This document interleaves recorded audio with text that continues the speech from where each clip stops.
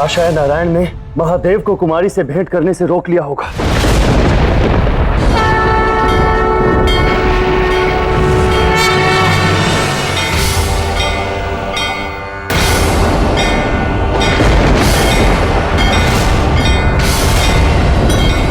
एक बार पहले भी आपने प्रहार किया था सती के शव पर।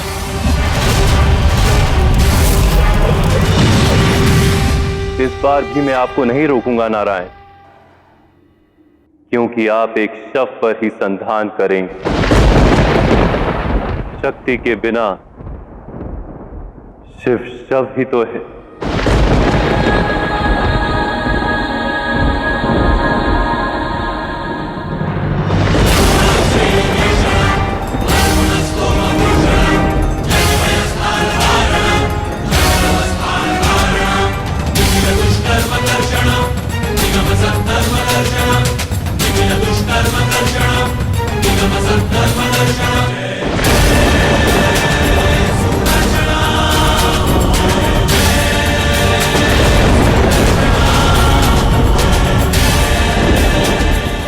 नहीं नारायण, मुझे ऐसा करना होगा महादेव।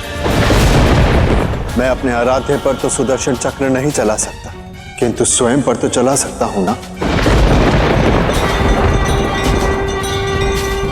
मैं आपसे अंतिम बार विनती कर रहा हूं महादेव, कैलाश वापस लौट जाए। आप काल से परे, फिर भी आप काल चक्र के मध्य कैसे आ सकते हैं?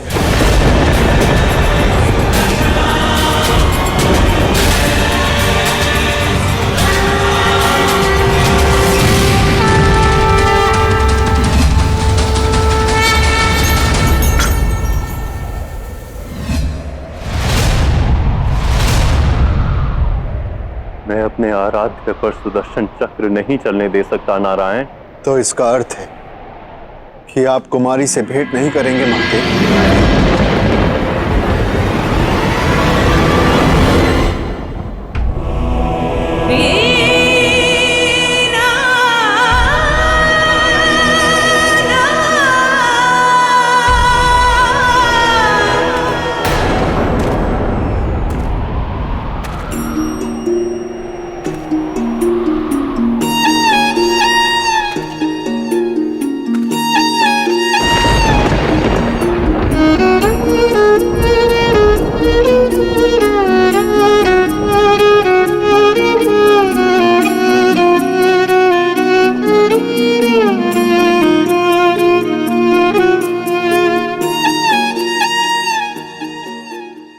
धन्य है आप महादेव, आपने कुमारी को दर्शन देकर शक्ति की शपथ का मान भी रख लिया और यह भी आश्वस्त कर दिया कि कुमारी जिसका जन्म बानासुर के अंत के लिए हुआ है, आपसे विवाह करके वह अपने उद्देश्य से भ्रमित ना हो।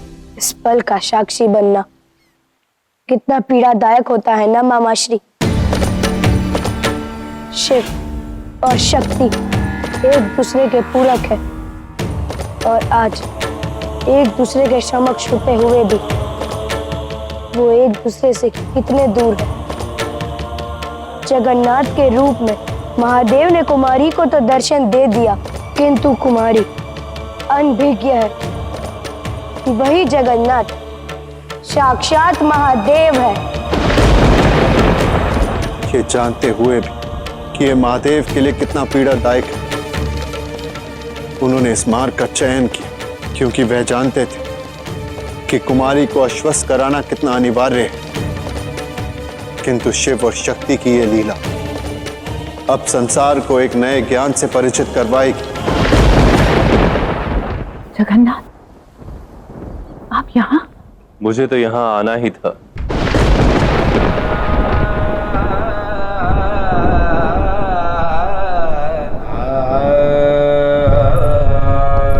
प्रतीत होता है तुम अपने प्रश्नों का उत्तर खोज रही हो। किसकी प्रतीक्षा है? मैं यहाँ महादेव की प्रतीक्षा कर रही हूँ। महादेव नहीं आएंगे।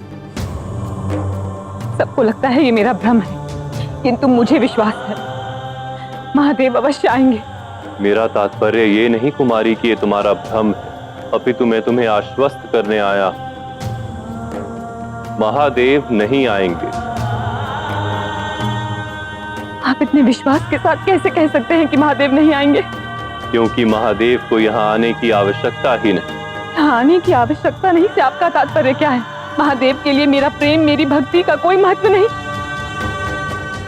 मैं ये मानने के लिए सज्ज ही नहीं। मुझे पूर्ण विश्वास है, जितनी व्याकुल महादेव से भेंट करने के लिए मैं हूं, उतने ही उत्सुक महादेव भी हैं मुझसे मिलने के लिए। और यदि मेरा प्रेम और मेरी भक्ति सच्ची है तो महादेव अवश्य आएंगे।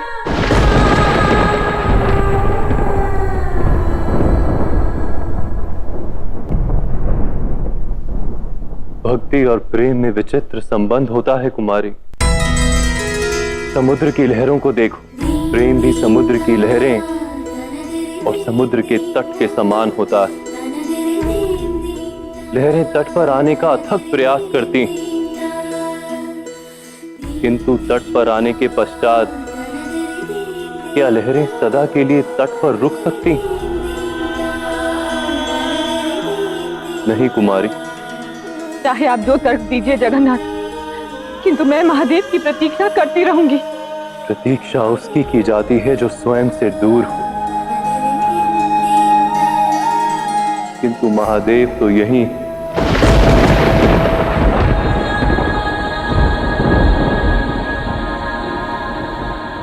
क्या कहना चाहते हैं आप? यही कि शिव तो सर्वस्व है। यदि वो मुझ में उपस्थित हैं तो तुम में भी समाहित है।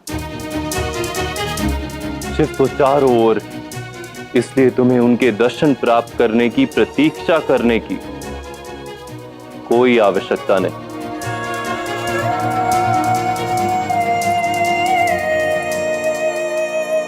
मैं स्वीकार करती हूँ शिव सर्वस्व है, किंतु मैं उनकी प्रतीक्षा उनसे भेंट करने के लिए नहीं कर रही।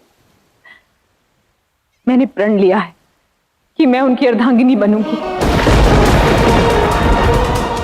और जब तक मेरा यह प्रण पूर्ण नहीं हो जाता मैं यही उनकी प्रतीक्षा करूंगी।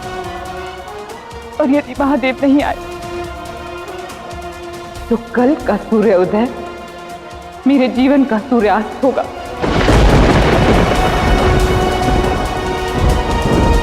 मैं अपने जीवन का अंत कर लूंगी। अंत ही आरंभ है। इसे याद, महादेव को प्राप्त करने की जिस यात्रा को तुम अंत समझ रही हो, वो किसी अन्य उद्देश्य का आरंभ हो।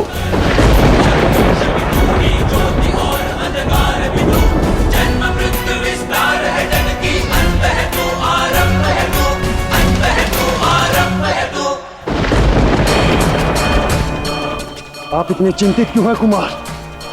इंद्रदेव, यदि महादेव और कुमारी की भेंट संभव नहीं भी होती, तब भी इस समस्या का समाधान तब तक नहीं होगा जब तक माता को अपने अस्तित्व और अपनी शक्तियों का ज्ञान ना हो जाए। अब भी मुझे और गणेश को सभी 52 शक्ति पीठों को सक्रिय करना शेष है। मुझे पिताश्री से बात करके इसका कोई उपाय करना होगा। आप जाइए कुमार, मैं बाणासुर को संभालता हूं।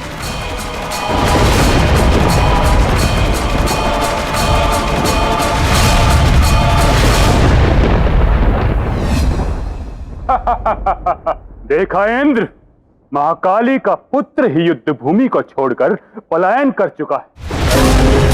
जाओ इंद्र जाओ, तुम भी उसके साथ चले जाओ, क्योंकि आज रात्रि कुमारी का अंत करने से तुम मुझे नहीं रोक सकते। नहीं बाणासुर, आज की रात्रि कुमारी का अंत नहीं, अपितु तुम्हारे अंत की यात्रा का आरंभ है। कल का सूर्योदय तुम्हारे साथ साथ तुम्हारे पापों का भी अंत कर देगा।